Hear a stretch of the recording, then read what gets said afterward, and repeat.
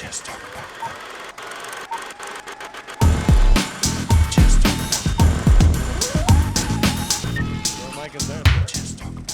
Wow, look at all these people. This is fantastic. Thanks for being here.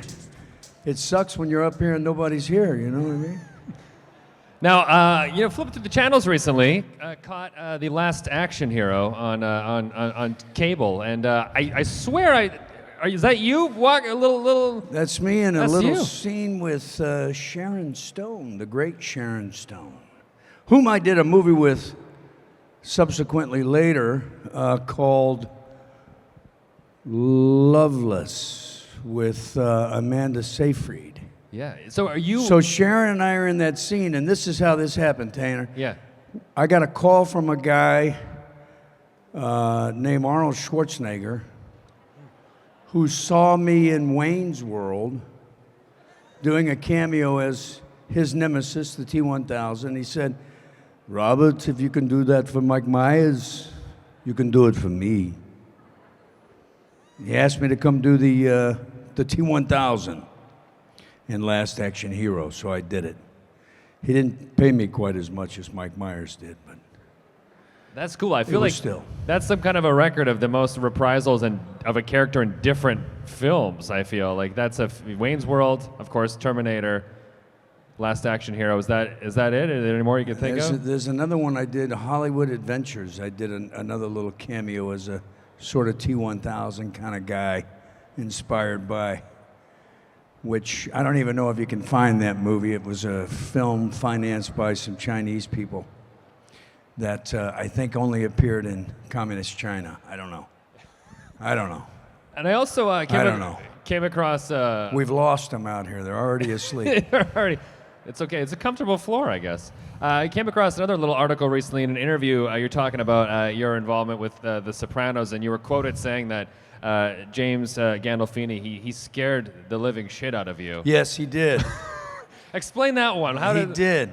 Well, what happened was I was asked to do The Sopranos, and my acting coach suggested that I might want to try some method acting techniques on Mr. Gandolfini, and one of them would be to piss him off before that scene. So we did the read-through, and we're sitting out in front of Silver Cup Studios in Queens, and Jimmy and I are trying to get to know each other because we're supposed to be high school buddies, and we're smoking a cigarette. This was in 2000. We could still smoke cigarettes. Anyway, he said, I said to him, tomorrow we got that big scene. He goes, yeah. And I said, make sure you bring your fucking A game. And he took his cigarette and he flicked it at me and he said, oh, don't fucking worry. I'll have my A game, pal. And walked off. The next day, you guys hear me all right? Yeah. These usually get laughs. I think it's a little fearful, actually. Some of this stuff usually is funny. Anyway, the next morning he showed up and he said, how's your balls? And I said, my balls are good, Jimmy. How are you? And he said, I'm fucking hungover. Let's do this scene. And that was one take. That's it. One frickin' take. He had me, and he was just flinging me around. I had lost a lot of weight. I was scheduled to do All the Pretty Horses with Matt Damon playing Matt Damon's daddy, and Billy Bob was directing it, and Billy Bob had asked me to lose a lot of weight. So I was really thin and feeling very vulnerable to begin with. So James really did terrify the hell out of me. I think I had a wardrobe change after that. Yeah. Scene. There we go. I got a little laughter. Yeah. A little bathroom humor gets them. That's what flip the underwear inside out. You guys have an interesting sense of humor here in Toronto. Now, I was just out in Vancouver for most of the year, and I know everyone was talking about one of the biggest productions out there was this little John Cena thing called The Peacemaker. Yeah. Now, what can we talk? Can we say anything about Peacemaker? Only what I think you've seen in the trailers, which is I play John's father. Yeah. Okay. Yeah. A guy named Augie Smith. I think that's been revealed. And that's about all I can tell you, except that it was a lot of fun. James Gunn is somebody that I think is one of the most creative directors out there in the business right now, and writer, director, and he wrote just a fantastic story for us to do. And it's 8 episodes. It's on HBO Max. And it was nice to reunite with John Cena because I had actually I had done a movie called The Marine with him, which was his first film. Mm-hmm. So now he's matured and grown as an actor as well, and now I'm playing his father, which is interesting to me. I was his nemesis before. And then I did an episode of Psych with him. John's a great guy. He's incredibly talented. I took my son to see him wrestle. And he did one of those super cool John Cena moves at the Staples Center in LA where he slid across the ring with a hat on, and he came out the other side and he plopped the hat down on my son's head. No way. And my kid was like 8, I think, at the time, and it was a big deal. So he's a sweetheart of a guy, and I'm looking forward for you all to see it because I think it's going to be great. Yeah, he's got to be so fun to work with. He's so quick, and I think people don't really know that maybe about him, that he's such a great improvisational guy. He's really fast, he's quick, he's so cunning. James Gunn says he's probably the most adept at humor and ad-libs of any of the actors he's ever worked with. And he's worked with a lot of great actors. Yeah. And I would concur with him. I mean, he was throwing things at me when we were doing scenes, and I was like, Jesus Christ, do you rehearse this shit or what? Where are you getting all this stuff? This is great material. Now, before we throw to audience... Is anybody alive out there? Yeah, they're a little... We're going to wake you guys up. Before we throw to audience questions, you've done a lot. According to your little IMDb filmography, do you know how many credits you have off the top of your head? Do you know what the number is? It's a lot. It's a lot. It's 163, actually. So I thought we would have a little fun before we throw to audience questions to also remind them and yourself of some of the things that you've done. A little game called Roll Call. Okay. If I give you the project, can you tell me the name of the character? Can you tell me the role? I'm going to give it a shot. Okay, here we go. Is there money involved with this? There should be. Anyone have a prize to donate? What do we think? Okay, maybe we'll talk about that later. Okay. Right, I'm ready. Let's jump into 1998 with the Faculty. Yes. Okay, you played... All I remember from The Faculty is Selma Hayek. You were Coach Willis. Yes, Coach Joe Willis. 1 for 1. There we go. Oh, I'm going to get graded on this. Oh, boy. Oh, you're good. You got 1. We're keeping track. I like it. 2005, Walk the Line. That's an easy one, I feel. Oh, that was a good movie. It was great. Yeah, I remember one thing from Walk the Line. Reese Witherspoon. I'm sorry, it's... The last name of your character I'm going to do that joke all the way through. We're going to do it. Okay. Last name is a giveaway. It's literally the lead. Who? Cash. Oh, Johnny Cash. Yeah, Ray Cash. You were not Johnny Cash. I was Ray Cash. You were Ray Cash. That is correct. That's right. I didn't know that was a question. What was my last name? What was the name of your character? Yeah. My character was Ray Cash. Okay. Ray Cash. Your character in Die Hard 2. O'Reilly. O'Reilly, yes. Really? Yeah, O'Reilly. Yeah, 3 for 3. You're doing great. Fucking A. Okay, we just talked about this one, the Marine. Do you remember the name of the character? Ooh, you're on a roll. I really don't remember the guy's name. A city, a very old European city. The Colosseum. Joe Rome. Rome. There we. Rome? That was Rome. Rome? Thanks for the tip, problem, buddy. I appreciate that. Yeah, Rome. That was the guy's name. Rome. I wonder why they called him that. We're getting harder now. Stargate Atlantis. It was a Colonel. Colonel. Marshall. Yeah, Colonel Marshall Sumner. We'll give it to you. So you're doing really okay. That's not bad. These last two could get you. We got to get you out one of them here. Okay. I'm nervous. We're digging deep. 1996, The Real Adventures of Johnny Quest. Race Bannon. Oh. And lastly, 94, Double Dragon. Koga Shuko. Oh, wow. Okay, Yeah. flash bonus round. Your very first credit, according to IMDb, 1987, Equalizer 2000. The name of the character. It was something like Dirk or something. You're really close. Drake. Oh, you're so close. Deke. Oh.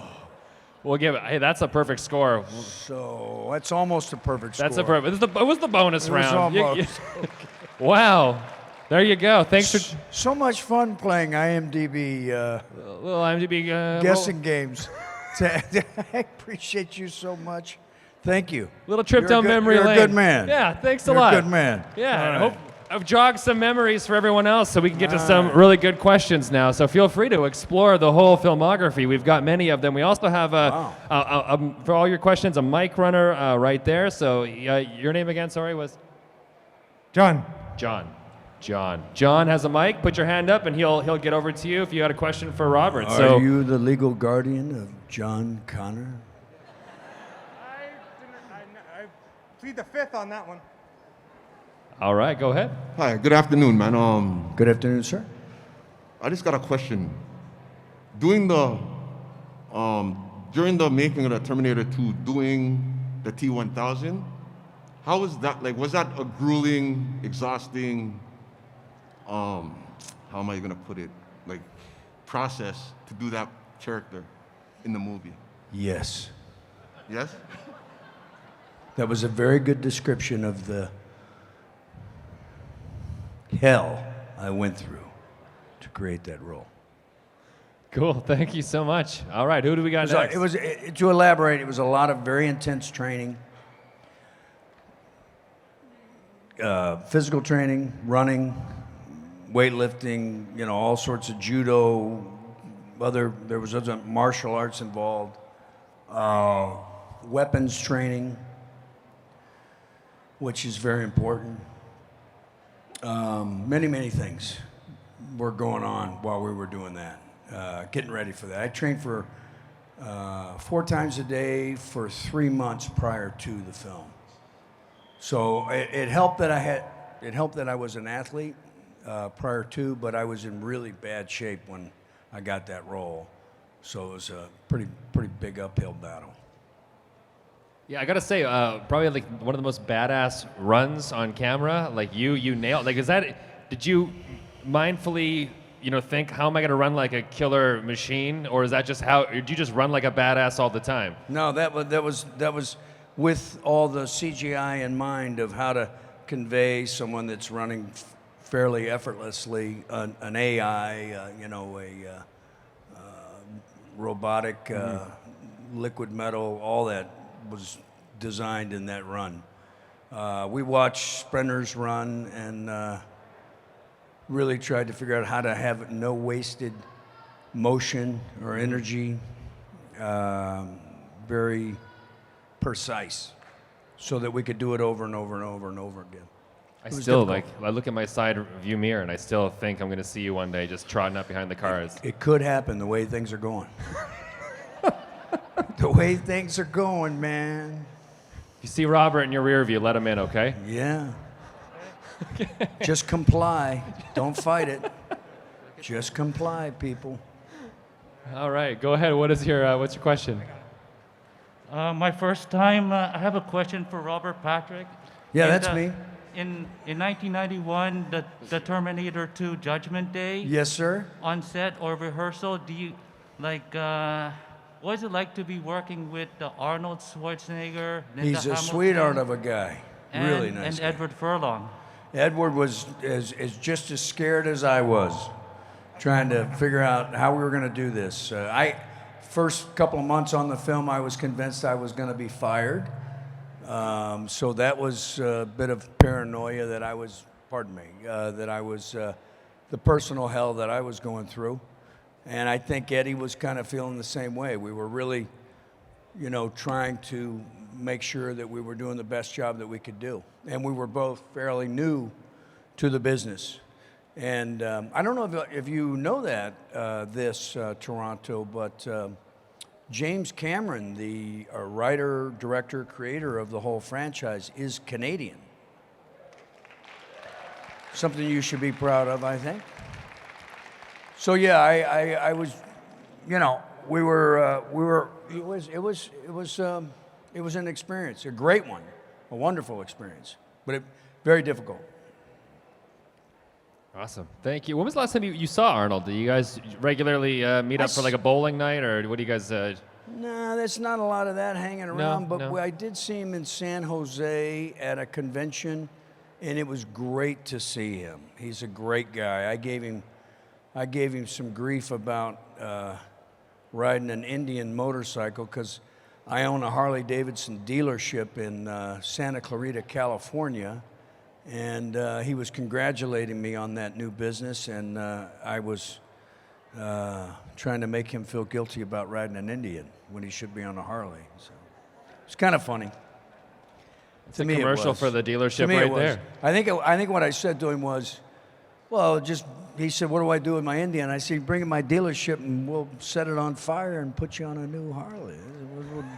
We'll beat the shit out of it and blow it up And that's the commercial. But here's the deal. Yeah. I'm not going to give you the Indian. You're going to buy the Harley. He's got the money. He's good for it. He's good for it. He's good for it. All right. What's your question? Go ahead, sir. Hi, Robert. Thanks for doing this, by the way. It's my pleasure. He's doing a wonderful job of hosting it. So Thank you. Yeah. You should be very... It would be fair to say, I think, up at that point in your career, that Terminator 2 was your biggest role.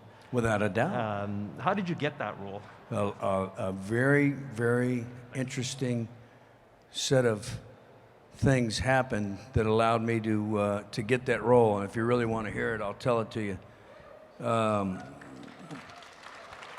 Billy Idol was scheduled to be the T-1000. I hate to disappoint you. He was sort of what they were going for, the visual, what they wanted. He was going to do it. He got into an accident. He was riding a Harley-Davidson motorcycle. He fucked up a leg. You see where this is going? This is where my enthusiasm for Harley really grew. And he, unfortunately, it's no laughing matter. The man got injured, but he was not able to physically do the part, which meant they had to start searching for somebody. So it went out. They were looking for somebody specifically kind of that looked similar to, this is, what we have in mind, and we're looking for physical presence, and we need somebody that can convey some intensity and so forth and so on. So they had a hard time. James Cameron, to my benefit, was looking for an unknown, and I was a complete unknown. So when I got the opportunity to audition, it was a free-form audition where they gave me ideas. I hadn't read the script, but they said create an intense presence. You're sense-aware, you're this, you're that, and I reacted to what they asked me to do, and they videoed it. He watched the video that night, and I got the call that night that they wanted to see me the next day. And then it went from there. I met James. We did it again, did some more stuff. There was a third day where I did a screen test, and then I read the script, and then I realized, Jesus Christ, this is the biggest thing that's ever happened to me, and holy moly, it was an incredible feeling. It was like winning the Super Bowl. We got time for one more quick question. I ate up all your time answering your it's questions. okay. I apologize. Go ahead. I guess you're the last. I mean, no pressure or anything, but you are the last question. My question is, how your character in the X-Files had impact your life? Sir, what was that? all your character in the X-Files had impact your life. Oh, the characters in your character in the X-Files. How did it impact your life? Yeah, we didn't really talk about the X-Files yet, so let's. Well, after my experience on The Sopranos, I had only been doing movies up until that point in my career, and it made me realize how great the writing was on television. And I kind of had an epiphany where I realized some of the movies I were doing were really shitty, and that television had better writing, and it might be something I'd be interested in doing. And I put it out to my agents and managers. I was actively looking for something to do on television, and it was primarily because I was having my son. I'd already had, my daughter had been born, my son was on the way, and I was looking for more of a kind of stable paycheck as to going from film to film to film to film, you know. So it was, from the practical point of view, that's what I was looking for. And I got lucky that the X-Files was looking for somebody to come in and take over for fill the void that David left when he left. So I lucked out. And it was a great role. And it's my favorite role that I've played was John Doggett. And there's several reasons, because he was the romantic lead. He wasn't the bad guy. He was a good guy. He had good values. He was a good dude. And I really enjoyed playing him very much. Amazing. Well, I feel like we could do this for hours. There's so much to cover, but I guess that's it for time. So everybody, give it up one more time for Robert Patrick, everyone. Thank you.